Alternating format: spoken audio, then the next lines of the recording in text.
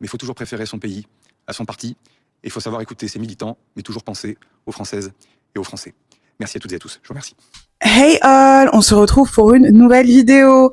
Et je n'ai même pas eu le temps de faire la vidéo sur l'annonce du nouveau gouvernement qu'on se retrouve déjà sans Premier ministre. C'est historique sous la Ve République. Sébastien Lecornu a annoncé sa démission.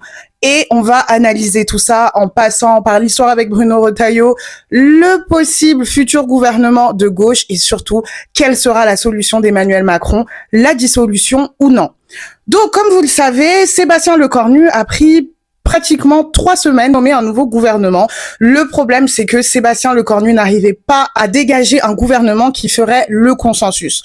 On l'a bien vu, que ce soit du côté de la gauche ou encore du Rassemblement national, toutes les suppositions qui sortaient dans les médias, dans tous les cas, on va censurer. Et nous avons été extrêmement clairs, à partir du moment où il n'y a pas de rupture, à la fois dans les orientations mais dans le choix des personnes qui vont incarner ces politiques, eh bien évidemment que le Rassemblement national, en tout cas nous allons nous réunir dans quelques minutes avec Marine Le Pen, mais on est bien beaucoup plus proche aujourd'hui de la censure. Je pense aussi que c'était le moment tant attendu pour Sébastien Lecornu qui souhaitait être Premier ministre. Et honnêtement, s'il y a bien une chose que j'aimerais dire à Monsieur Lecornu, c'est merci. Merci Monsieur Lecornu parce que avec la dignité, l'honneur, il n'a pas fait passer ses ambitions personnelles, il n'a pas fait passer des ambitions de parti, mais il a pensé à la France et aux Français en rendant sa démission un jour après, là où beaucoup de personnalités politiques, moi je le pense en tout cas, auraient essayé de ramer. Et honnêtement, normalement, Sébastien Lecornu aurait dû être le Premier ministre à la place de François Bayrou, mais François Bayrou lui a fait un petit tacle et est passé en avance. J'ai lu, comme vous, dans les journaux, qu'il s'était imposé à Emmanuel Macron. Je vous avoue que je n'y crois pas trop. Dans la Ve République, c'est le président de la République qui décide. Si M. Macron n'avait pas voulu de François Bayrou, il n'aurait pas nommé François Bayrou. Mais vous savez, on fait comme si c'était un arrachement pour Emmanuel Macron. En tout cas, vous êtes parti par la grande porte, Monsieur Lecornu, et pour cela, je vous dis merci. Sébastien Lecornu n'arrivait pas à dégager de consensus au niveau du gouvernement. Tout s'est déroulé hier soir lorsque l'on a découvert les nouveaux membres du gouvernement, dont le retour de Bruno Le Maire. Quelques minutes avant que la composition du gouvernement ne soit donnée. Jamais il ne m'a dit, il m'a caché, qu'il y aurait la nomination de Bruno Le Maire. Donc un problème de confiance. Beaucoup l'appellent le Mozart de la finance. Pour beaucoup, si la France est dans cette crise économique actuelle, c'est de la faute de Bruno Le Maire après 7 ans à l'économie. Je vous ai fait une vidéo, je crois que c'était un short où je revenais justement sur l'ascension de Sébastien Lecornu au sein de la Macronie, et c'est en grande partie aussi grâce à Bruno Le Maire. Et vous connaissez la politique, c'est comme ça, on remercie nos mentors, et je pense que le positionnement de Bruno Le Maire au ministère des Armées était une manière pour Sébastien Lecornu de remercier Bruno Le Maire pour l'avoir pris sous son aile. Mais il y a aussi une autre supposition, gardez-le dans un coin de la tête, parce que souvenez-vous, le ministère des Armées, c'est la chasse gardée du président de la République, c'est-à-dire que c'est l'un des pouvoirs du président de la République, et pour moi, on ne peut pas nommer ministère des Armées sans l'aval du président. Donc Bruno Le Maire aurait été confirmé par Emmanuel Macron, et j'ai une petite idée par rapport à cela pour piéger le Parti des Républicains et donc Bruno Retailleau.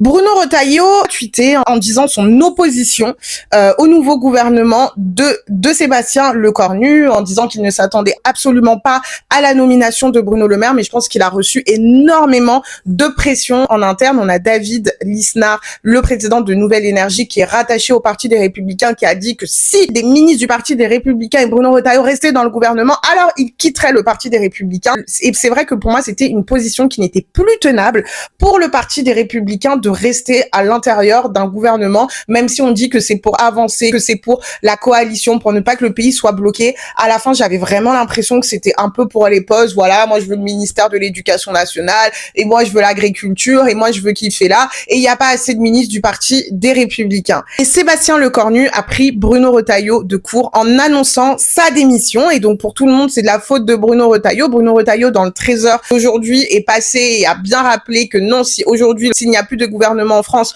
ce n'est pas de sa faute. Il se dédouane totalement de ce qui s'est passé. Est-ce que vous vous sentez responsable de la démission du gouvernement qui aura tenu seulement une douzaine d'heures? Écoutez, pas du tout. Mais pour moi, ça doit un peu trembler au niveau du Parti des Républicains, parce que souvenez-vous, si le groupe a réussi à rester consolidé, c'est grâce au Front républicain. Mais avec ce qui s'est passé, la manière dont le Parti des Républicains a peu balayé ce Front républicain, la gauche, le nouveau Front populaire, beaucoup de partisans du nouveau Front populaire on dit une fois, pas deux. Une fois, pas deux, même vous voyez la circonscription d'Elisabeth Borne, si Elisabeth Borne a pu redevenir députée, c'était aussi grâce au nouveau Front populaire, etc., etc. Donc, le Parti des Républicains ne bénéficiera plus du Front républicain, en tout cas dans énormément de circonscriptions, et je pense que ça va vraiment bénéficier au Rassemblement national. Pour le Rassemblement national, je pense qu'ils avaient un peu appris de leurs erreurs, parce que souvenez-vous, ils ont quand même beaucoup pris de temps au niveau du gouvernement Bayrou avant de le censurer. Qui n'a pas voté 8 motions de censure de suite et qui a provoqué, monsieur, vous pouvez répéter des choses en boucle, mais la réalité c'est que vous n'assumez pas devant les Français que si le prix d'électricité a augmenté parce que la TVA a été augmentée, parce que les taxes ont été augmentées sur tous les contrats, c'est parce que vous avez laissé monsieur Bayrou au pouvoir pendant 8 mois. Et ça a un peu marqué les esprits pour l'électorat du Rassemblement national qui se demandait si le Rassemblement national était vraiment le parti de l'opposition ou un parti qui était de coalition. Après, on sait très bien. Pour le Rassemblement national, l'objectif, c'est de montrer que c'est un parti qui peut gouverner, que c'est aussi un parti de la technocratie. Et donc, l'objectif, c'était justement de se dissocier de la France insoumise, qui, pour beaucoup, est vue comme le parti du bordel, les bordélisateurs. Nous, on veut la censure ou la dissolution. La France insoumise, ils veulent la destitution d'Emmanuel Macron. Donc voilà, il y avait vraiment cette volonté pour le Rassemblement national de prendre son temps, de dire voilà, nous on attend de voir ce qu'ils proposent pour le budget avant de censurer. Ça n'a pas plu à l'électorat. On a vu des sondages où le Rassemblement national était en baisse. Là, il n'y a qu'un mot d'ordre pour le Rassemblement national, c'est la censure jusqu'à la tenue de prochaines élections législatives anticipées. Après aussi, il y avait la question de Marine Le Pen, parce que Marine Le Pen est frappée d'inéligibilité avec exécution provisoire, ce qui fait que si l'Assemblée nationale tombe, Marine Le Pen perd aussi son siège de députée au Rassemblement national. Et étant donné que Jordan Bardella est le président du Rassemblement national, c'est vrai que Marine Le Pen n'aura plus de visibilité. Donc, il y avait aussi ça, on avait l'impression que le parti présidentiel tentait de tenir le Rassemblement national en brandissant cette menace. Emmanuel Macron l'avait fait, mais aujourd'hui, on a Rassemblement national, on a Marine Le Pen qui dit, pour nous, ça va au-delà du parti, ça va au-delà de ma personne, nous censurons jusqu'à ce que Jordan Bardella arrive au pouvoir. De l'autre côté, on a bien sûr le nouveau Front populaire, vous savez très bien, le parti de la France insoumise, le parti socialiste, les écologistes, le parti communiste français aussi qu'on n'entend plus du tout.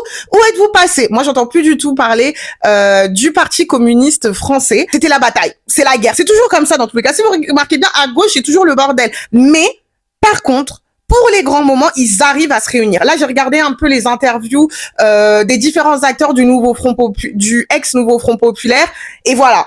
Ils sont là, ils disent oui, c'est vrai qu'on a eu nos inconvénients, oui, on se tape dessus à médias interposés, mais voilà, on va se réunir, on va penser, et moi je vous dis, on aura encore un nouveau Front populaire, bis, bis, bis, bis, et on l'a dit, hein, on n'a pas arrêté de le dire.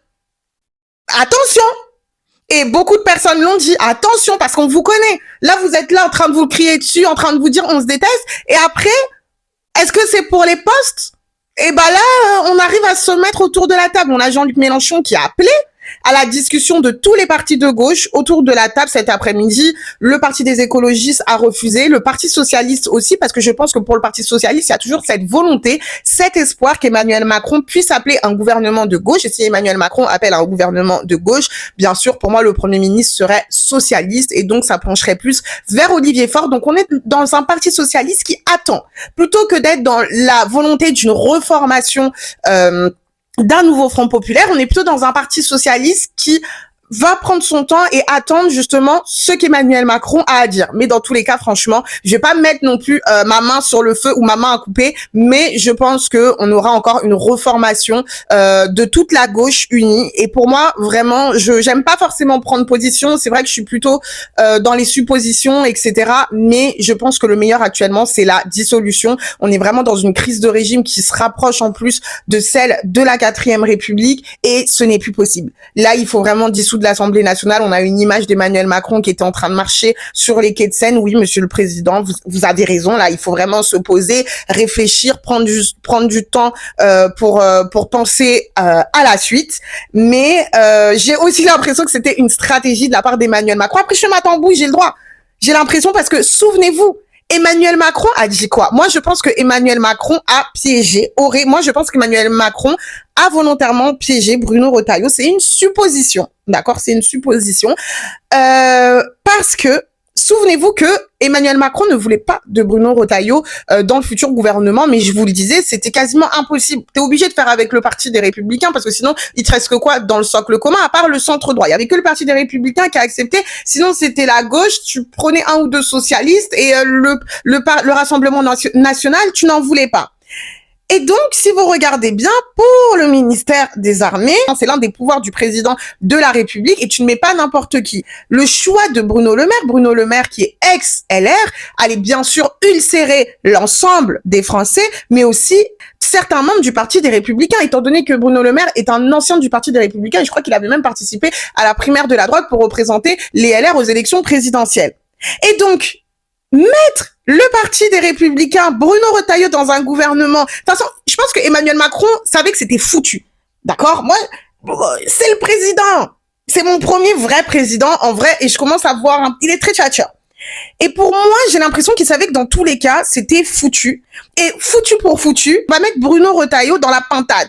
D'accord, la manière dont Bruno Retailleau s'est avancé dans les médias en étant ministre au sein d'un gouvernement quand même qui est sous la présidence d'Emmanuel Macron, mais toujours essayer justement de se positionner pour les élections présidentielles à venir, a ulcéré Emmanuel Macron. Et là, si vous regardez bien, les grands perdants de ce gouvernement qui n'a même pas tenu 24 heures, c'est qui? C'est le Parti des Républicains.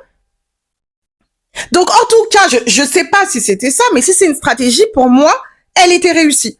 Parce que actuellement, comment est-ce que Bruno Retailleau peut arriver à se dépatouiller de tout ça? Et j'aimerais rappeler que Laurent Wauquiez, avant même la candidature à la présidence des Républicains, il le disait, il ne faut plus que les Républicains participent à ces gouvernements-là. Sinon, notre position est totalement inaudible. Et en fait, là, pour moi, ils sont arrivés au bout. Pour moi, ils sont vraiment arrivés au bout du filet, à voir maintenant ce que sera la suite. Je reviendrai bien sûr très vite dessus. Là, peut-être qu'Emmanuel Macron va annoncer la dissolution et dans un mois, hop, on va retourner aux urnes pour justement choisir qui seront les futurs députés. Et je peux vous dire que j'en suis sûre qu'il y en a qui sont en train de faire des cacas de stress parce qu'il y en a qui sont passés à des 300 votes, des 200 votes grâce à des coalitions et tout, et parfois des grosses figures de gros partis. Donc, ça va être assez intéressant à voir, mais je pense que psychologiquement, les Français sont fatigués de tout ça. On n'arrive plus forcément à comprendre. Donc, voilà, j'attends la suite. Bien sûr, demain, je reviendrai avec une autre vidéo. Et vous connaissez la chanson. N'oubliez pas de liker, partager, commenter. Et on se dit à très vite pour une nouvelle vidéo. Bye!